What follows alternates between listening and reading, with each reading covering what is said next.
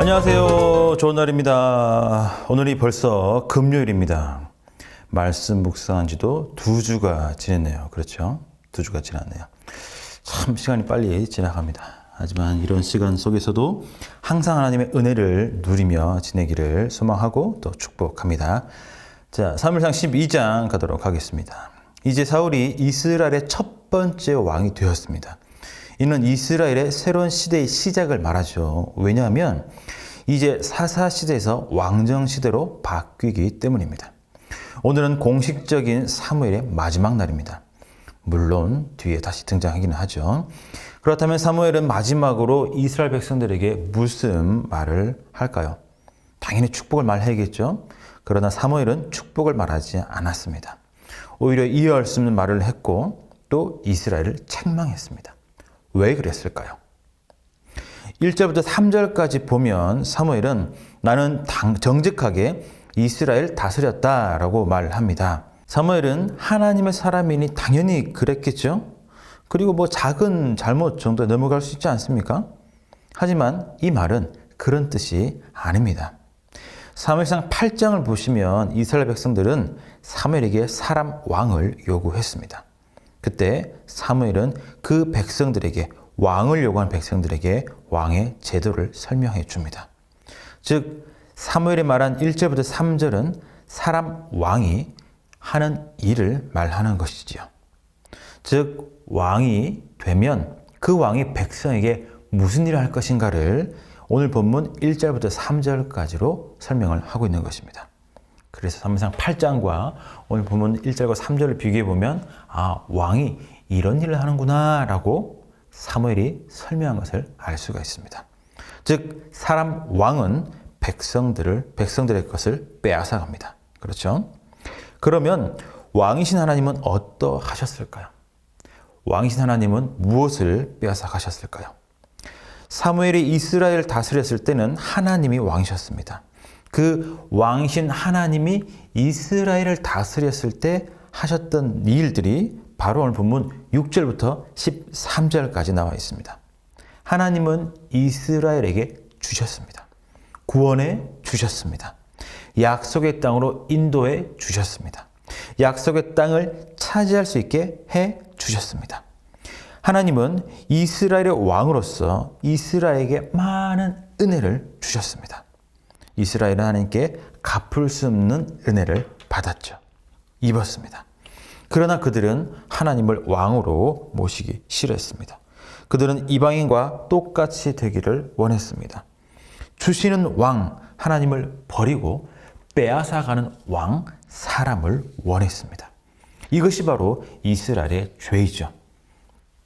오늘 사무엘이 이스라엘 축복하지 않고 책망한 이유가 바로 여기에 있습니다. 이것 때문이죠. 그렇다면 하나님은 이스라엘 버리셨을까? 아니죠. 하나님은 이스라엘을 버리지 않으셨습니다.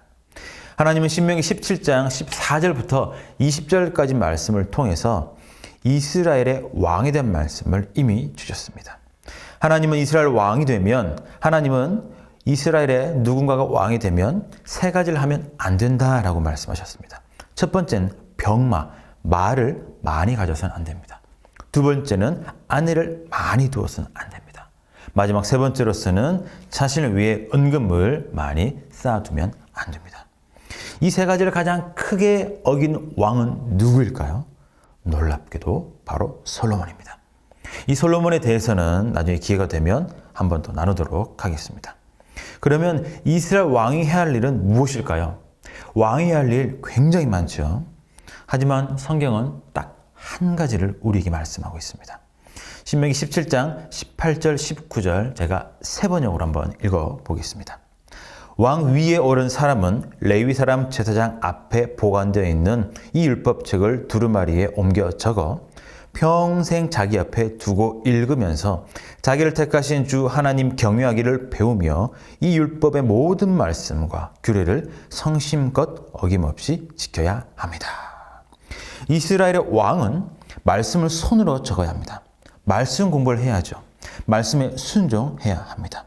바로 이것이 하나님이 이스라엘 왕에게 요구한 것 한 가지입니다. 즉 이스라엘 왕은 내가 왕이다 라고 드러내고 말하고 살면 안 됩니다. 이스라엘 왕은 오직 하나님이 유일하신 이스라엘의 왕이시다 라는 것을 말하고 또 삶으로 드러내며 살아야 될 책임이 있습니다. 그러나 여러분, 성경에 나오는 왕 이야기를 잘 읽어보시기 바랍니다. 다윗이나 히스기야 같이 선한 왕도 있었습니다만 왕정 제도라는 것은 결국 실패했습니다. 이스라엘 역사에 악한 왕이 훨씬 더 많았습니다. 왜 그럴까요? 우리의 유일한 왕, 하나님이 온 세상의 왕이심을 가장 잘 드러내신 분, 또 하나님 말씀을 온몸으로 순종하신 분, 하나님께 죽기까지 순종하신 분, 바로 그분 예수 그리스도가 이 땅에 오셨기 때문이죠. 성경은 우리에게 사람 왕이 아니라 유일하신 왕 예수 그리스도를 바라보도록 만들었습니다. 오늘 우리의 유일한 왕 대신 예수 그리스도를 잘 바라보며 살아가는 복된 날 되기를 간절히 소망합니다. 또 한 가지 더 있습니다. 바로 오늘 본문 22절입니다. 여호와께서는 너희를 자기 백성으로 삼으신 것을 기뻐하셨으므로 여호와께서는 그의 크신 이름을 위해서라도 자기 백성을 버리지 아니하실 것이요. 첫 번째, 우리는 우리의 유일한 왕 되신 예수 그리스도만 바라봐야 합니다. 두 번째, 하나님 우리를 기뻐하시며 우리를 버리지 아니하십니다. 이 믿음으로 살기를 간절히 축복합니다.